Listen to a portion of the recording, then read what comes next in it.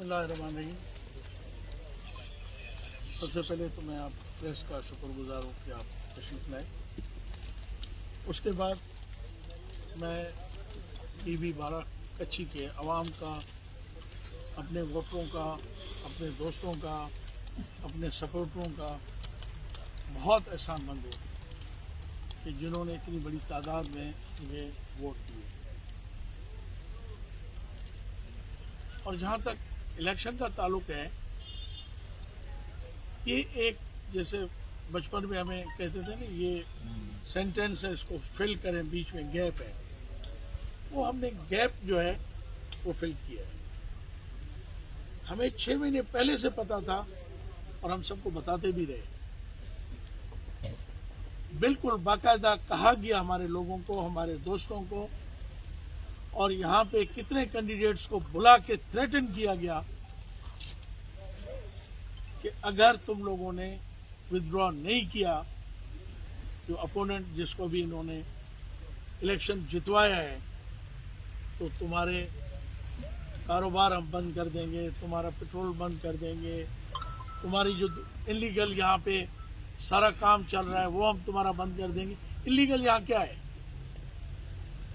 गरीब लोग हैं, कोई 2 ड्रम पेट्रोल के रास्ते पे रोड पे रख के बेचता है, कोई डीजल बेचता है रास्ते पे, या जिनके छोटे छोटे कारोबार थे या जिनकी जॉब्स थी, उनको खास तौर पे टारगेट किया गया, बुलाया गया, उनको धमकियां दी गई। हम ये सारा कुछ इन रिटन भी और मैसेजेस के थ्रू भी लिखते रहे कि खुदारा आप हमारे साथ ज्यादती ना करें। मगर स्टेट के इदारे फैसला कर चुके थे कि सरदार हिंद को कभी भी हमने असेंबली में नहीं छोड़ना है। मैं ऐसे एक नहीं, हल्फिया 10 मोतबर लोगों को गवाह दे सकता हूं, जिनको कहा गया कि आप फजूल में अपनी ताकत और कुव्वत को जाय कर रहे हैं। सरदार हिंद कभी भी एमपीए में नहीं बनेगा। जहां तक एमएनए का ताल्लुक था, उसको 3 डिस्ट्रिक्ट्स पे वो मुश्तमिल था।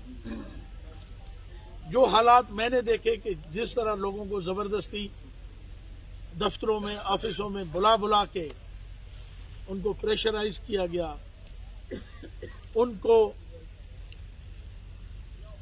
धमकियां दी गई, यहां तक के कैंडिडेट्स को यह भी कहा गया कि तुम इलेक्शन इसलिए लड़ रहे हो ताकि हमारे जो अपोनेंट है उसके वोट खराब हो और सरदार हिंद को तुम हेल्प करना चाहते हो। उन्होंने कहा नहीं, हम किसी की हेल्प के लिए नहीं, हमारी अपनी एक से है, हमारा पार्टी है, एक मंशूर है, हम उसके मुताबिक इलेक्शन लड़ना चाहते हैं। तो उन्होंने कहा याद रखें, अगर सरदार हिंद जीत गया और हमारा कैंडिडेट हार गया तो फिर तुम्हारी सजा गोली होगी। अब आप बताएं कि जब हुकूमत के इदारे इस हद तक चले जाएं तो कौन सा फेयर इलेक्शन, कौन सा किधर? ये जो आरओ था हमारा, और कल क्या नाम था उसका, इमरान मंदोखेर, वो एक साइको केस को लाके बिठा दिया गया और आखिरी वक्त रात, सुबह जब इलेक्शन दिए में रात 12 बजे तक ये पता नहीं था कि किन किन की अपॉइंटमेंट हुई है, कहां अपॉइंटमेंट हुई है। शोरान की 10 पोलिंग स्टेशन है जिनका अमला, ना स्टाफ, ना बैलेट पेपर्स 2 से लेकर 3 बजे तक नहीं पहुंचे। आखिर में जो 2-3 पोलिंग स्टेशन उन्होंने मरते हुए 1-2, सिर्फ 2-2 वहां पे जो ऑफिसर्स थे जिनकी ड्यूटियां थी उनसे करवाया भी 5 बजे बिल्कुल ऑर्डर्स दे दिए कि पोलिंग स्टेशन बंद कर दी जाए। लॉ एंड ऑर्डर का मसला है, पोलिंग स्टेशन है। हमने कहा भाई हम खड़े हुए हैं आपके साथ, हमारे लोग खड़े हुए हैं और हमारा इलाका पीसफुल इलाका है, और उन्होंने कहा नहीं, हमें हुक्म है कि 5 बजे के बाद एक वोट भी कास्ट नहीं होगा। हमने कहा ये रूल्स कहते हैं, कानून कहता है कि जब प्रीमिसेस में 5 बजे तक जो बंदे अंदर आ जाए उनके वोट आपने कास्ट करने, भले रात के 2 बजे क्यों ना हो। देखिए, हमने इस मुल्क के लिए खिदमत की है, यहाँ की धरती के लिए, यहाँ के लोगों के लिए, मगर हमें जबरदस्ती गिरेबान से पकड़ के दीवार के साथ लगाया गया है। और ये हमें इसलिए किया गया है, ये कोई पाकिस्तान के साथ मुखलिस नहीं है, ये पाकिस्तान की खिदमत नहीं कर रहे हैं। ये बलूचिस्तान के अंदर चोर, डाकू, क्रिमिनल्स और एक 15 साल बच्चे को MNA का इलेक्शन लड़ा के उसको जितवा रहे हैं।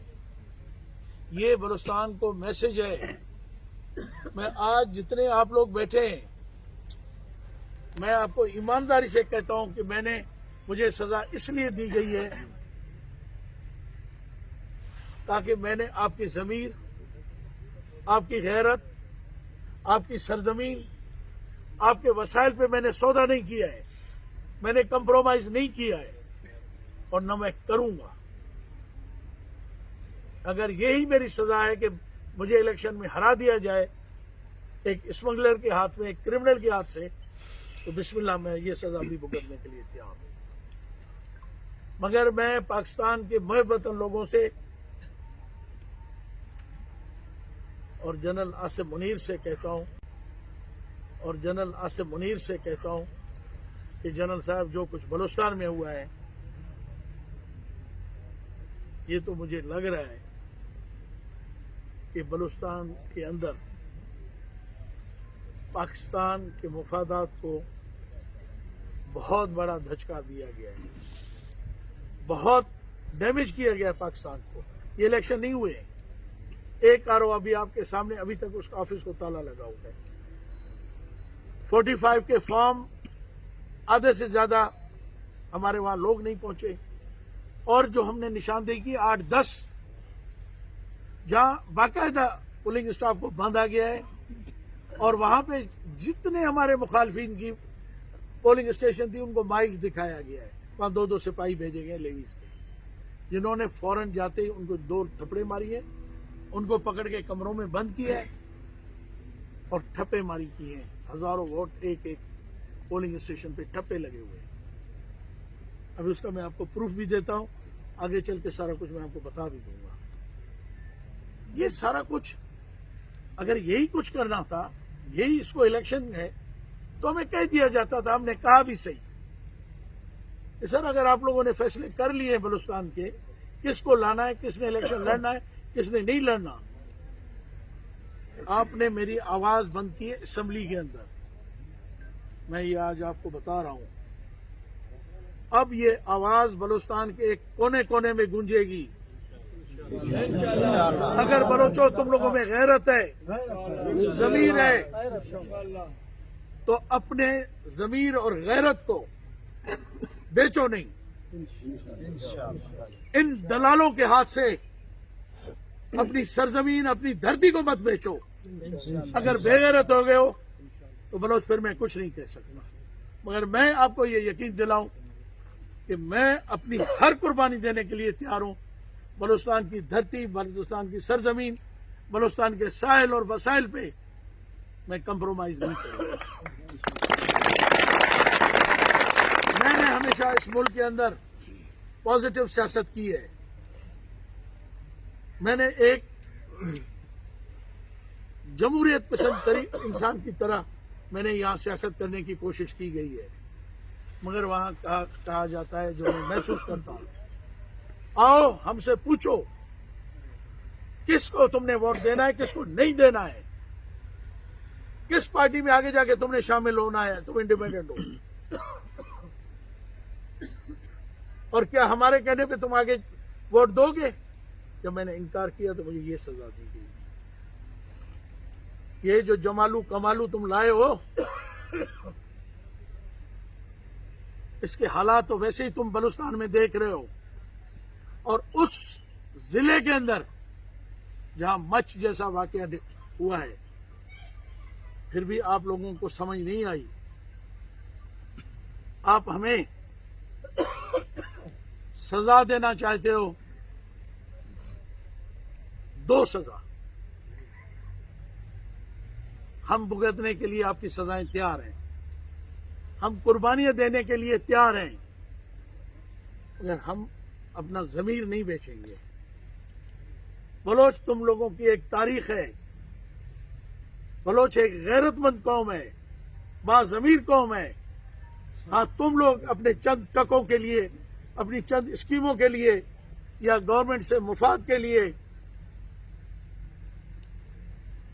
कंप्रोमाइज करोगे, उसके साथ बैठ के कि यार मुझे 10 रुपए यहां से नफा मिलेगा।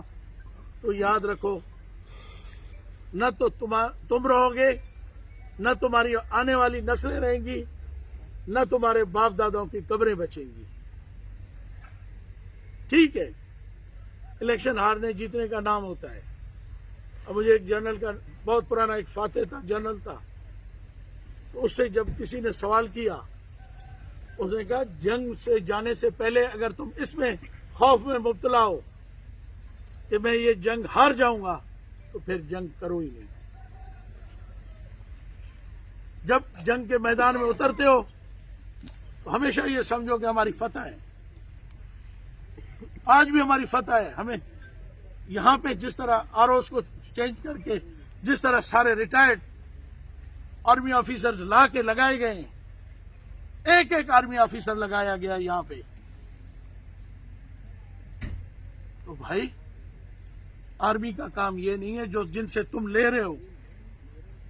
आर्मी का काम ये है कि वो पाकिस्तान के बॉर्डरों पे जाके इस मुल्क का दिफा करे, और आपने हमारे टैक्स पे पलने वाली आर्मी को हमारा गला घोंटने के लिए आपने लगा दिया है। जो आप करना चाहते करो, मगर याद रखो जो लोग आप करने जा रहे हो ये अच्छा कोई नहीं करने जा रहे हो। ना तुम लोग मुल्क से वफादार हो, ना मुल्क के लिए अच्छा कर रहे हो, ना मुल्क की ये खिदमत कर रहे हो। ये हर आदमी पर अपनी जाती मुफाद के लिए, अपने 4 रुपए के लिए यहां से बलूचिस्तान जो है उनके लिए दुबई है। जो यहां आता है कमाने के लिए आता है। हम तो उन लोगों में से थे कि मुंह से उफ भी नहीं निकाली, मिन्नतें करते रहे, अकेले में जाके हाथ बांधते रहे कि खुदा के लिए बलूचिस्तान के हालात को ठीक करो। तो उन्होंने हमें कहा कि अब रुको बेटे, तुम बहुत बड़े बलोच बन रहे थे इस मुल्क के और बलूचिस्तान के बहुत वफादार बन रहे थे। देखो हम तुम्हें बताते हैं कि तुम क्या हैसियत है, क्या ताकत है। हम आपके जीते हुए इलेक्शन को शिकस्त में बदल देंगे। मुझे कबूल है, मुझे कोई एतराज नहीं है, मगर मैं पूरी कौम से, अपने वोटरों से, अपने लोगों से मैं ये कहूंगा कि खुदारा ये चंद ब्लैकमेलर लोगों से, चंद इन गुंडों से क्योंकि इज्जत और जिल्लत मेरे रब ने लिखी है, इसी तरह मेरी मौत और जिंदगी भी मेरे रब ने लिखी है। ये आज रिकॉर्ड गवाह है कि इंशाअल्लाह हम पहले भी अपने इलाके, अपने कौम, अपने कबीले, अपनी इस धरती के लिए हमने खैर ख्वाही की है, हमने आवाज उठाई है, जिसकी सजा आज मुझे दे रहे हैं वो लोग। तो मैं वैसे सरदारिंद ये कबूल करता हूं, और मैं अपने दोस्तों से और अपने कबीले को कहता हूं, आओ आज मुतहद हो जाओ। नहीं, ऐसा ना हो एक दिन कि तुम लोगों का वजूद भी ना रहे यहाँ पे। तो इसलिए ये मेरा पैगाम है अपने हल्के के लोगों के लिए, अपने कौम के लिए, अपने कबीले के लिए। और अब मैं बहुत एहसानमंद हूँ, बहुत शुक्रगुजार हूँ। मैं उनका एक एक जो वोट का एहसान है वो मैं उतार नहीं सकता, जो उन्होंने मुझ पर एतमाद किया और मुझे दिया। ये अलग बात है कि ये 3 दिन से मैं आरओ के ऑफिस और डीसी ऑफिस में बैठा हूं और ये मुझे रिजल्ट नहीं दे रहे थे। अब जो रिजल्ट ला के रखा है और जो रिजल्ट बता रहे हैं मुझे इस पे भी खुशी है कि मुझे लोगों ने अपनी तरफ से जो कुछ कर सकते थे उन्होंने साथ किया। न जीतना वो अल्लाह के हाथ में, और मैं इस फतह को अगर मैं बलोचिस्तान के मुफादात को बेच के हासिल करता तो मेरा ज़मीर कभी भी मुतमिन ना होता। मुझे ये अच्छा, ये देखिए, ये एक आरओ तो भाग गया है और एक और कैप्टन साहब जो रिटायर्ड आर्मी के ऑफिसर हैं मच में, जहां आसिम कुर्द गेलू साहब की ने उनको पोस्ट करवाया है, 27 वो अपनी बुक्स, इसमें 100 वोट होता है, वो सिर्फ मच की सब तहसील की 10-12 पोलिंग स्टेशनों से गायब हुए हैं। ये आप देखिए, और ये मोहरें देखिए, ये देखिए,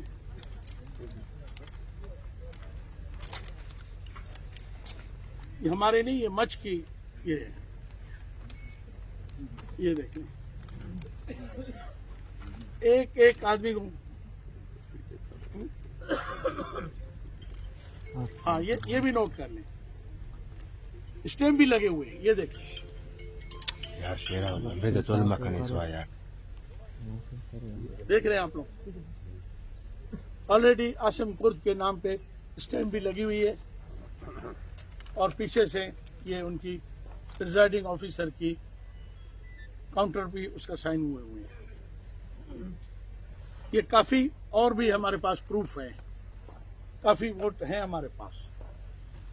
27 तो सिर्फ और सिर्फ मच से मौजूदा जो आरओ साहब है, क्या नाम है इसका, कैप्टन साहब का, नहीं इमरान मदोखेल तो थे, ये जो अभी आरओ है जिसने अनाउंस किया है, ये एक रिटायर्ड कैप्टन है। पूरे माशाल्लाह जितने फौज के कैप्टन और मेजर साहिबान थे उनको कच्छी में भेज दिया गया है। भाई हमने तो 60, 72, 75 साल जो इस मुल्क को बने हुए हैं, हमने इस मुल्क के खिलाफ तो कुछ बात नहीं की, मगर ऐसे लग रहा है कि जैसे मैं एक पाकिस्तानी नहीं, मैं हिंदुस्तान से आके पाकिस्तान में इलेक्शन लड़ रहा हूं,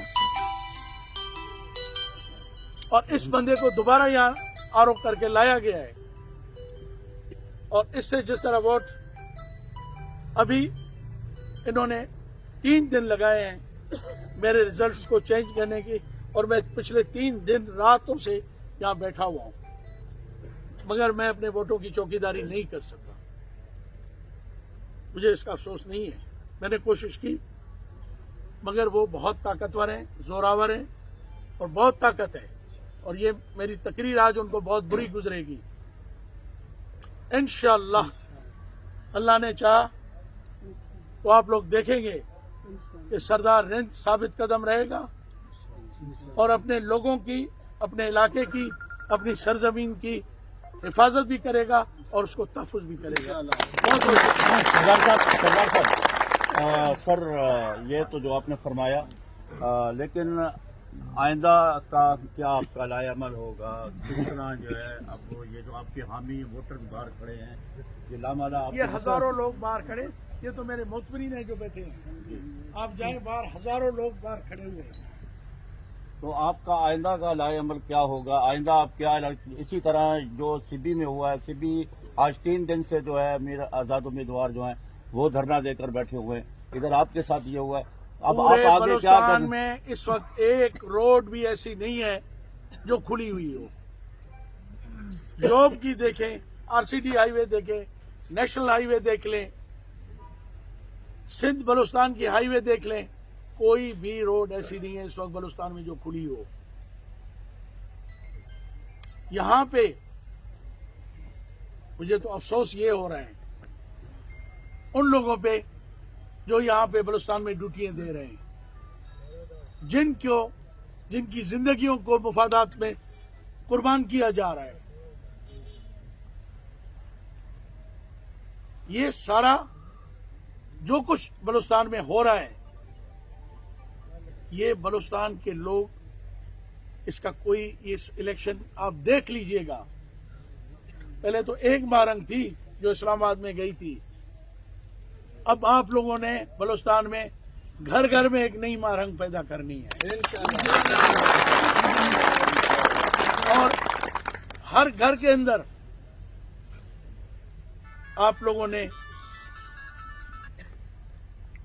शहीद जो हमारे जवान हैं उनको दोबारा आप लोगों ने उन घरों में दोबारा जिंदा कर दिया। बहुत बहुत शुक्रिया।